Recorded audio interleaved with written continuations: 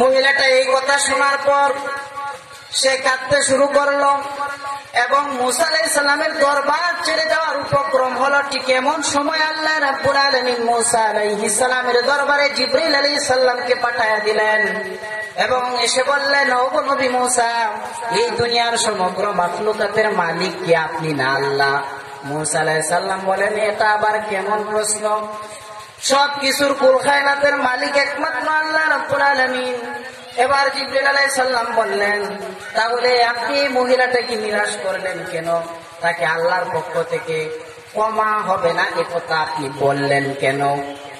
কারণ যে ব্যক্তি যত অন্যায় করুক না কেন, যদি আল্লাহর দরবারে সে কাটিভাবে ফিরে আসতে চায়, তার পূর্বের সমস্ত আমলের জন্য সে অনুতপ্ত হয়, অনুশোচনা করে, আল্লাহ অবশ্যই তাকে ক্ষমা করবেন। কারণ আল্লাহ জানায়া দিলেন, وَمَنْ تَابَ وَعَمَلَ عَمِلًا صَالِحًا فَأُولَئِكَ يُبَدِّلُ اللَّهُ سَيِّئَاتِهِمْ حَسَنَاتٍ। জোরে বলি আল্লাহু আকবার।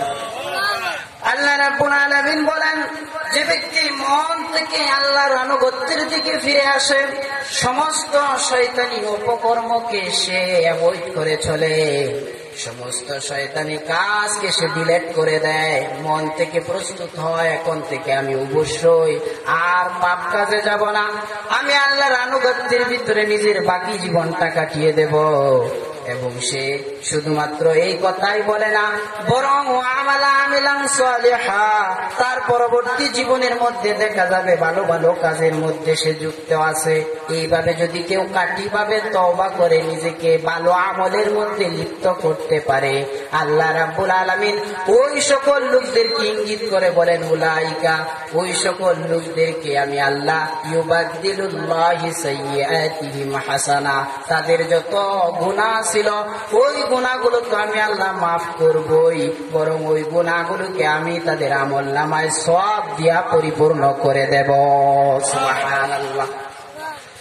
সেজন্য যেহেতু মহিলাটা মন থেকে আল্লাহ রাব্বুল আলামিনের দরবারে ফিরে আসতে চেয়েছে, সেজন্য জিবরিল আলাইহিস সালাম বললেন, ও নবী, আপনি তাকে নিরাশ করেন না, তারে আশার বাণী শোনান, আল্লাহর রহমতের বাণী শোনান, তাকে ক্ষমার ঘোষণা দেন যে আল্লাহ তাকে ক্ষমা করে দিয়েছেন। জোরে বলেন সুবহানাল্লাহ।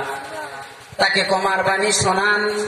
আর আপনি মনে করতেছেন এখন এইমাত্র এই মহিলা বুঝি দুনিয়ার মধ্যে সবচাইতে নিকৃষ্ট? না না না, এই মহিলা সবচাইতে নিকৃষ্ট নয়, এর চাইতে নিকৃষ্ট উম্মত আপনার উম্মতের মাঝে আরো অনেক আছে। মুসা আলাইহিস সালাম আশ্চর্যান্বিত হয়ে গেলেন, অবাক হয়ে গেলেন। মুসা আলাইহিস সালাম বললেন, ও ভাই জিবরাইল, তুমি কেমন কথা বলতেছো? এই মহিলাটা একটা খুনি মহিলা, বেবিচারিণী মহিলা, সে পুরুষের সাথে জেনা করেছে, আবার সে অবৈধ সন্তানের মা হয়েছে। এই মহিলার চাইতে আমার উম্মতের মাঝে আর কে সবচাইতে নিকৃষ্ট হতে পারে?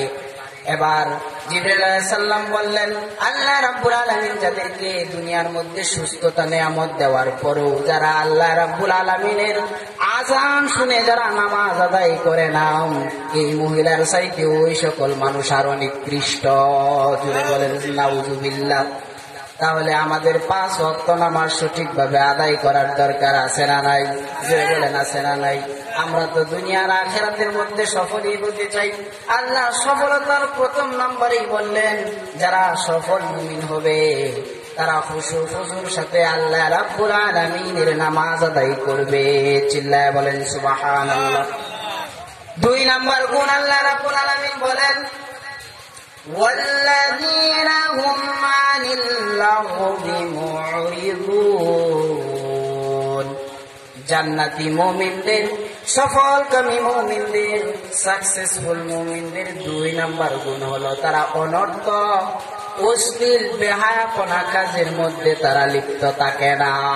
ঠিক কিনা? তারা মুআসির মতো একবার পায়খানার মতো খারাপ কাজ, আরেকবার মধুর মতো ভালো জায়গার মধ্যে যায় না।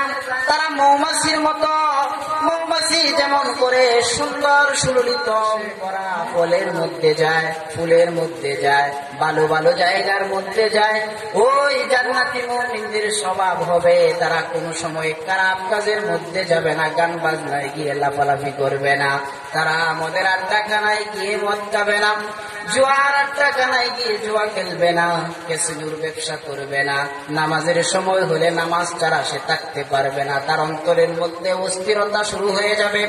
যখন সে ধনবান হবে, আল্লাহর রহমত প্রাপ্ত হবে, সম্পদের মালিক হবে, তখন সে আল্লাহর হুকুম পালনার্থে যাকাত পালন করবে। সে সর্বদাই নিজেকে অন্যায় গর্হিত অপকর্ম থেকে সরিয়ে রাখবে, ঠিক কিনা? আর আমরা কি দেখি,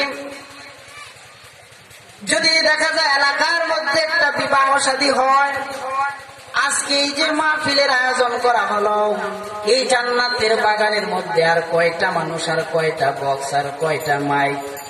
যদি বিয়ের আয়োজন করা হয় তাহলে এমন বক্স আনা হয়, এক এলাকা নয়, যে এলাকার মধ্যে বিবাহ হয় আরো 4-5টা এলাকা সহ বসের কাঁপুনিতে কাঁপতে থাকে, ঠিক কিনা?